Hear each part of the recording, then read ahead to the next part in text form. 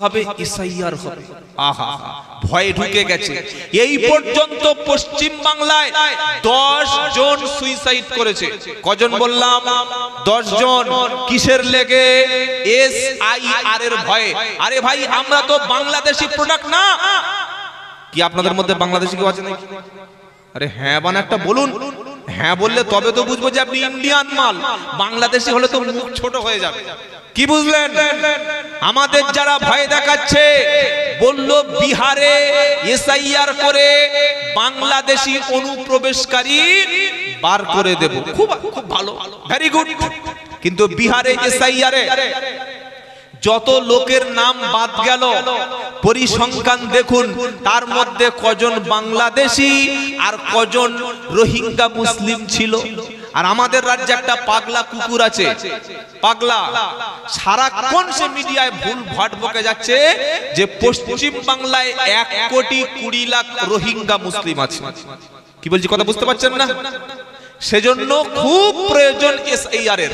আর এই রোহিঙ্গা মুসলিম 1,20,00,000 এরাই তৃণমূলকে ভোট দেয়, প্রকাশ্য বলছে। তার মানে আমরা মুসলমানদের দেখলে আমাদের গায়ে একটা রোহিঙ্গা রোহিঙ্গা গন্ধ, বাংলাদেশি বাংলাদেশি গন্ধ। ঠিক আছে, 1,20,00,000 ধরে নিলাম রোহিঙ্গা বাস করে। রাষ্ট্রসংঘের রিপোর্ট হলো সারা পৃথিবীতে রোহিঙ্গা ছড়িয়ে ছিটিয়ে আছে মাত্র 2 লাখ। কত বললাম? 2 লাখ। আর আমাদের চিটিংবাজ নেতা, সাম্প্রদায়িক নেতা বলছে 1,20,00,000 রোহিঙ্গা শুধু পশ্চিম বাংলা আছে। এরাই ভোট ব্যাংক একটা বিশেষ দলের। ঠিক আছে, চলুন এবার যদি সঠিক স্বচ্ছভাবে এসআইআর করা যায়, এবং এটা করতে হবে, এটা আপনাদের দাবি তো? আরে যদি বাংলাদেশি না হয় তোমার মুখে ভয় থাকবে কেন? আমি যদি ট্রেনের টিকিট কেটে শিয়ালদায় যাই, আমার পকেটে যদি টিকিট থাকে, তো ওই চেকার বা টিটি দেখলে আমার মুখে কি দোয়া ইউনুস আসবে? আসবে না। তখন আমার বুকে ভয় লাগবে। যখন টিকিট থাকবে না, আমি যদি পড়াশোনা করে যাই, তো আমার ক্লাসে কোশ্চেন দেখে পরীক্ষায় ভয় লাগবে কেন ভাই? কথা বুঝতে পেরেছেন? আসল ব্যাপারটা হলো যদি নিরপেক্ষভাবে সঠিকভাবে এসআইআর হয়, বনগা, গেদে, বারাসাত, দত্তপুকুর, শান্তিপুর, কৃষ্ণনগর, রানাঘাট, মসলন্দপুর, তারপরে আমাদের যত বর্ডার এলাকা আছে, লক্ষ লক্ষ মানুষ তারা নাম কাটা যাবে, তারা এদেশে থাকতে পারবে না। আমি নিজে আসামে দেখে এসে আপনাকে শোনাচ্ছি। আসামে 2019 সালে এনআরসি হয়েছিল, 17 লাখ লোকের নাম এনআরসিতে ধরা পড়েছে। 12 লাখ ছিল হিন্দু, 5 লাখ ছিল, জোরে বলেন, মুসলিম। ভারত কোন ধর্মশালা না যে বিদেশ থেকে এসে এখানে আমাদের দেশের খাবে, আমাদের দেশে ভোগ করবে আর এদেশের নাগরিকত্ব নিয়ে থাকবে। তাই আপনাদের কাগজটা একটু খালি রেডি রাখবেন। 2002 সালের বাপের ভোটার লিস্ট, মায়ের ভোটার লিস্ট, এই কাগজ যেগুলো অত বিস্তারিত বলছি না, একটু রেডি রাখবেন। বিওলো যে অফিসাররা আসবে তাদের সঙ্গে দেখা করে সঠিকভাবে ফর্ম ফিল আপ করে জমা দেবেন। যারা এদেশের নাগরিক, হোক হিন্দু হোক মুসলমান, ইনশাআল্লাহ একজনের নামও বাদ পড়বে না।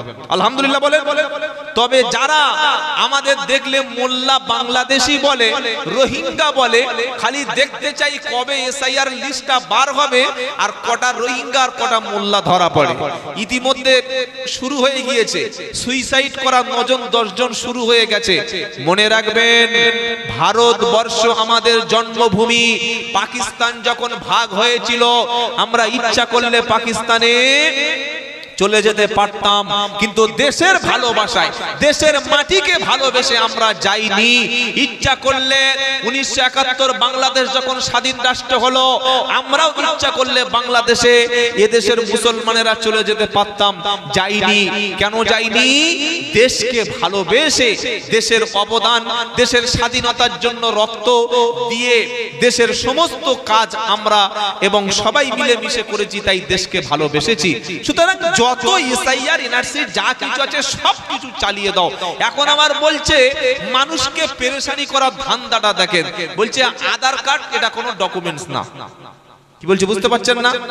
সিম কার্ড কিনবেন, আধার কার্ড, রেশন তুলতে যাবেন, আধার কার্ড, বাচ্চা জন্মের পরে আধার কার্ড লাগবে, মরে গেলে আধার কার্ড, হসপিটালে আধার কার্ড, প্যান কার্ডের সঙ্গে আধার কার্ড, ড্রাইভিং লাইসেন্সের সঙ্গে আধার কার্ড। আধার কার্ডটা কোন জায়গায় নেই খালি বলুন, কোন জায়গায় নেই? এত কোটি কোটি কোটি কোটি টাকা খরচ করে হাজার হাজার লোকের লাইনে দাঁড় করিয়ে রেখে বলছে আধার কার্ড এটা পরিচয় পত্র না, তাহলে ভোটার কার্ড বলছে এটাও না, রেশন কার্ড এটাও না, প্যান কার্ড এটাও না। এগুলো মানুষের পেরেশানি, এগুলো মানুষের হয়রানি।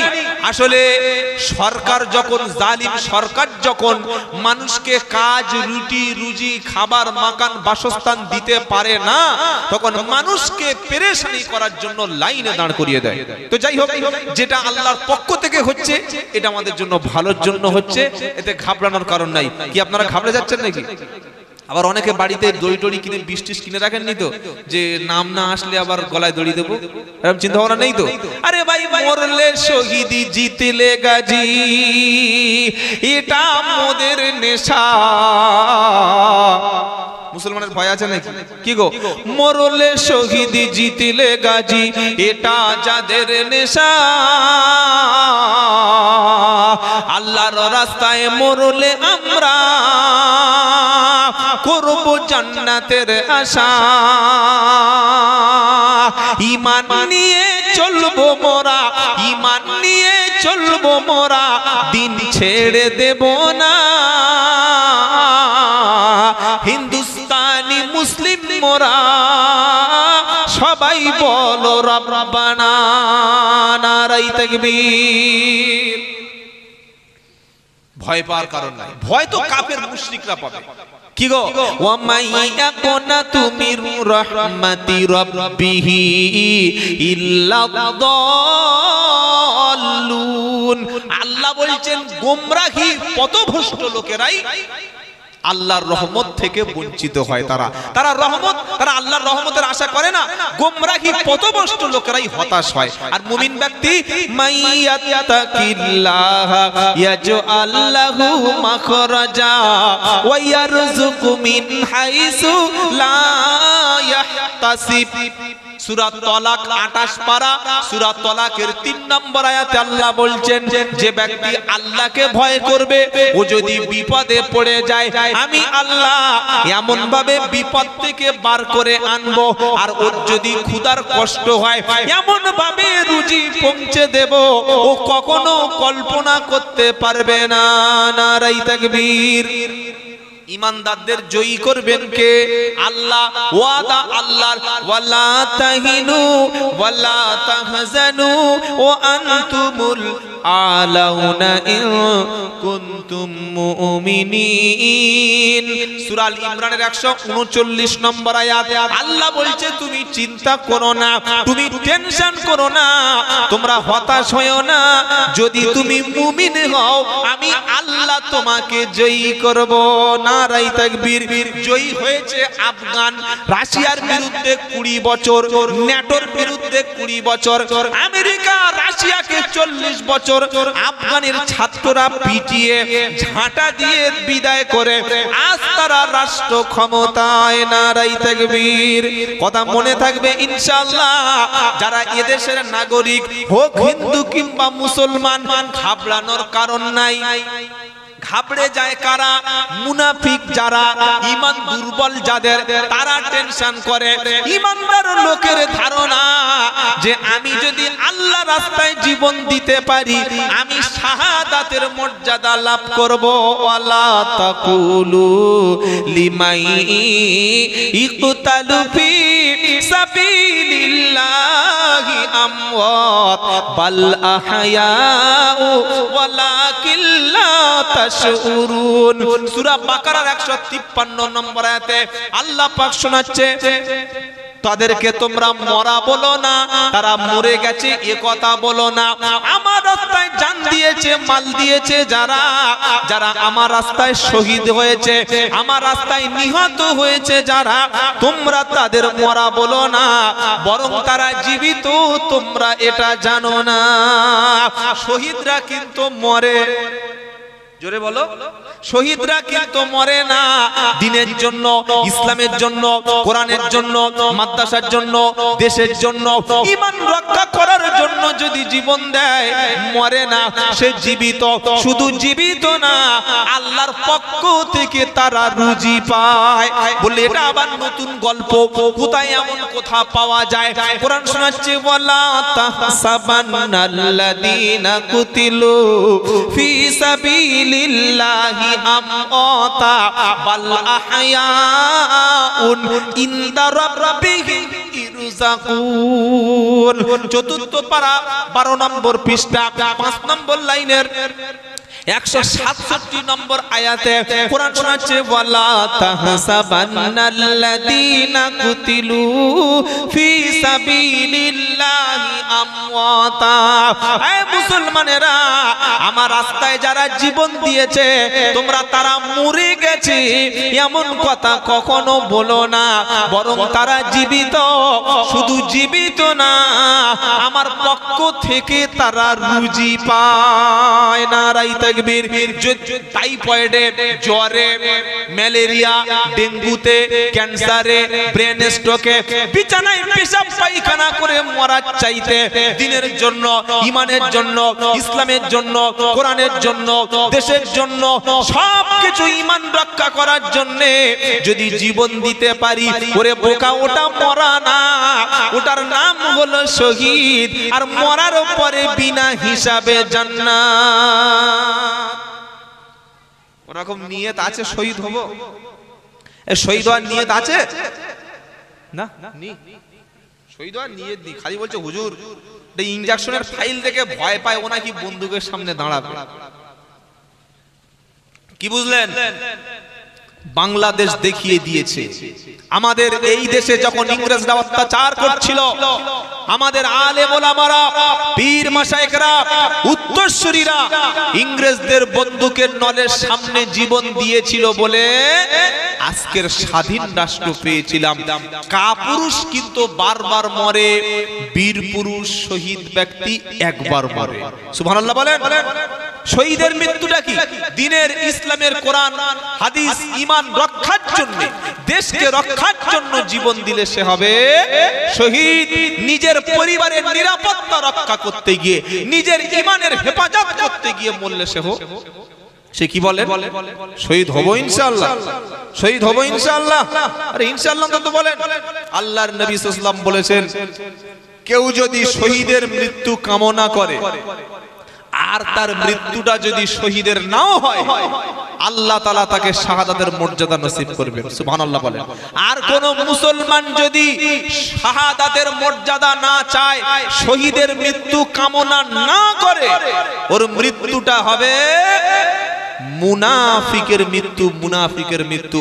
অনেকে বলেন, হুজুর আপনি তো মাইকে খুব বড় বড় ভাষণ দিচ্ছেন, আপনার বুকে যদি কেউ বন্দুক ধরে, আপনার যদি কেউ ফাঁসিতে লটকে দেয়, আপনার বিরুদ্ধে যদি মামলা হয়, আরে আমরা আলেমরা তো ওই রাস্তাটা চাইছি, শাহাদাতের রাস্তা, শহীদের রাস্তা, আল্লাহ রাস্তায় জীবন দেব বলে নিয়ত করে তো আমরা ময়দানে নেমেছি। ইনশাআল্লাহ বলেন। যদি ফাঁসি হয়, গুলি হয়, জেল খাটা হয়, দেশান্তরী হয়, ওটা আমার জন্য অপমান না, ওটা আমার জন্য মর্যাদার। কারণ শহীদের মৃত্যু পিঁপড়ের কাটার যন্ত্রণার চাইতে বেশি কিছু নয়। সুবহানাল্লাহ বলবেন না? দেশের অনেক আলেম ওলামাকে দেশ ছাড়তে হয়েছে। আল্লাহর নবী সাল্লাল্লাহু আলাইহি ওয়াসাল্লামের মতো মহামানুষ পৃথিবীতে ছিল না, আসবে না, হবেও না। আল্লাহর নবীকে দেশ ছাড়তে হয়েছে না হয় নাই? 350 কিলোমিটার দূরে মক্কা থেকে মদিনা, 350 কিলোমিটার দূরে বাকি জীবন কাটাতে হয়েছে। ইমাম বুখারীকে দেশ ছাড়তে হয়েছে, ইমাম নাসাইকে অত্যাচার করা হয়েছে, ইমাম আবু হানিফা রাহমাতুল্লাহকে জেলখানায় মরতে হয়েছে, ইমাম হাম্বল রাহমাতুল্লাহকে তারা মেরেছে, ইমাম মালিককে তারা অত্যাচার করেছে। শুধু তাই নয় ভাই, আজকের ভারতবর্ষের জমিনে একজন বিশ্ববিখ্যাত মানের দায়ী ছিল, কোরআনের দায়ী ছিল, যার নাম হচ্ছে ডক্টর জাকির নায়েক সাহেব। নাম শুনেছেন হয়তো। তার মাসআলার সঙ্গে আমাদের সব মাসআলা মেলে না, কিন্তু আমরা পাইকারি ভাবে তাকে ইহুদি খ্রিস্টানদের দালাল বলতে পারবো না। কিছু ভণ্ড প্রতারক যারা নামধারী, তারা বলে ডাক্তার জাকির নায়েক হলো ইহুদি খ্রিস্টানদের দালাল। আমি বললাম ভাই, আমি যদি ইহুদি খ্রিস্টানদের দালাল হই, তাহলে আমার কথা শুনে ইহুদি খ্রিস্টান ধর্মের লোক বাড়বে না আমার কথা শুনে লোক ইসলাম কবুল করবে? কথা বুঝতে পারছেন না? আমি যদি খ্রিস্টানদের দালাল হই, তাহলে আমার কথা শুনে ইসলাম লোক কবুল করবে না খ্রিস্টান ধর্ম কবুল করবে?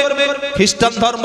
অথচ ডক্টর জাকির নায়েক হয়তো তিনি কোনো প্রাতিষ্ঠানিক শিক্ষা নেননি, তার হয়তো হাফেজ মাওলানা ডিগ্রি নাই, কিন্তু ইসলামের বিরুদ্ধে যারাই কলম ছুটতে চেয়েছে, কোরআনের মধ্যে যারা ভুল প্রমাণ করতে চেয়েছে, 20 বছর সারা পৃথিবীর অসংখ্য রাষ্ট্রে ভ্রমণ করে মানুষের চোখে আঙ্গুল দিয়ে বীরের মতো সাহসিকতার সঙ্গে এবং প্রত্যেকটা রেফারেন্স সহকারে তিনি বিশ্বের জমিনে ইসলাম নির্ভুল, কোরআন নির্ভুল, মানবতার ধর্ম হিসেবে সারাটি জীবন তিনি প্রচার করে গেছেন। বলেন আলহামদুলিল্লাহ।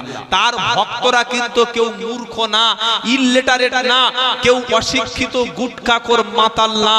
তার বক্তব্য শোনার জন্য কোয়ালিটি কোয়ান্টিটি লাগে। আমি বলছি না যে ডাক্তার জাকির নায়েক যা বলছে সব ঠিক, প্রত্যেকটা মানুষের মধ্যে ভুল আছে। আমরা কথা বললে আমাদের ভুল হয় না, আলেম ওলামাদের কথা ভুল হয় না, কম বেশি সবার ভুল হয়। কিন্তু একটা মানুষ তাকে কাফের বলে দিয়েছে, বাংলাদেশের কিছু পীর সাহেব আর আমাদের দেশের কিছু ভণ্ড বেদাতি গুটখাখোর বেদাতি, তারা এক সময় বলতো জাকির নায়েক কাফের। শুনেন আপনারা, বললো কাফের, ও কাফের। কেন কাফের? বললে টাই পরে, টাই পরলে যদি কাফের হয়, তাহলে আপনার ছেলেটা কেজি স্কুলে টাই পরে যাচ্ছে, ওর ঈমান আছে? ডাক্তার জাকির নায়েক প্যান্ট পরে তাই কাফের, শার্ট পরে, খ্রিস্টানদের পোশাক পরে। বলুন তো ভাই, আমরা যে পাঞ্জাবি পরি এটা কার পোশাক? বিশ্ব নবীর পোশাক। এই পোশাক কিন্তু আবু জাহেল পরতো, এটা জানেন? আবু জাহেল পাঞ্জাবি পরতো, আবু জাহেলও টুপি পরতো, আবু জাহেলও পাগড়ি দিত, তার দাড়ি ছিল। কিন্তু আমরা নবীর সুন্নাত ছাড়বো, ঢালাও ভাবে কাফের বলবো না। যাই হোক, অনেক আলোচনা হলো। আমাদের সেই প্রবীণ আলেমে দ্বীন